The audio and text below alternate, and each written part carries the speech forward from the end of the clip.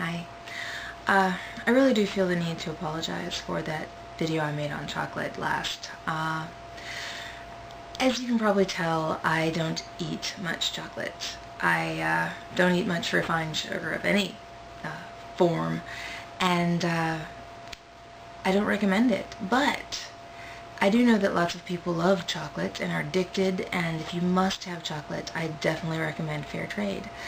Not only because of the benefit that it provides people instead of child slave labor, but because I really do think, like it says in that video, if you went to the link of the manufacturer, the people who make the chocolate bar that I had in that video, it really is cleaner, I think.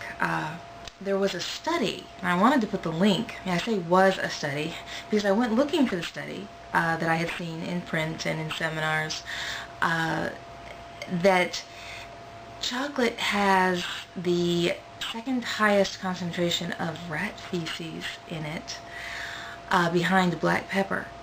And but I don't think that's true. I think that of the fair trade chocolate, I think that it is cleaner. And so I couldn't find it though. I went and looked for that study. I couldn't find it. I found some references to spices having it in there, but like pepper, but nothing with chocolate. And I didn't find anything refuting that study. I just didn't find the study at all. And so I had mentioned I hadn't had time to do much research, so I tried to do some research. I wanted to find links for you of the things that I saw when I first started doing research on this. For instance, the very first thing that I got was this DCI Exceptional Intelligence Analyst Program and Intelligence Monograph. It's International Trafficking in Women to the United States, a Contemporary Manifestation of Slavery and Organized Crime by Amy O'Neill Richard. Well, I didn't type in her name right. But it should have come up. I put in Amy O'Neill and Richard's son. Now, with Amy O'Neill Richard, it should have brought it up. With the human trafficking, didn't bring it up. Couldn't find it anywhere. I was a little bit perplexed by that, so I went looking for the workshop that I went to on human trafficking. The very first thing I went to in 2002.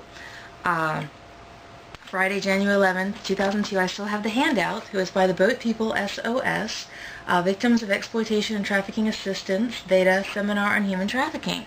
It had counsel from the FBI, it had people from what was then the INS, it had all kinds of NGOs, it had all these people there. Couldn't find anything on it. I can find things on the Boat People SOS, but nothing on that seminar. And I had found it before and put links for people before.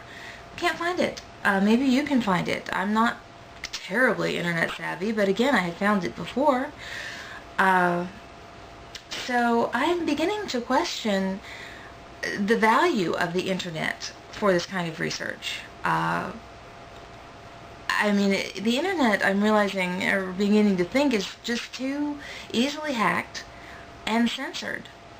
And so I really am beginning to think that somewhere down the line I'm just going to end up going to these cities and states and countries and interviewing people and looking around and taking pictures and writing about what I find, and then actually going to people, churches, youth groups, schools, to do seminars, because I don't know that this is exactly the right medium for it. It's easily, I don't know, disappeared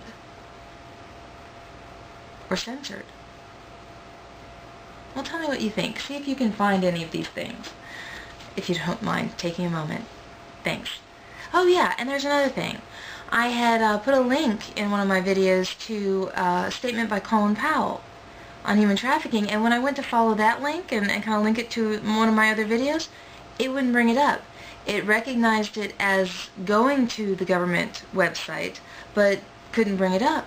And I know servers are down sometimes and websites have problems, but I mean, so far it hasn't brought it up for me. I mean, if any of you will let me know if it brings up that page for you, I would appreciate it, because I'm not batting 1,000 on this, or anything for that matter. Thanks.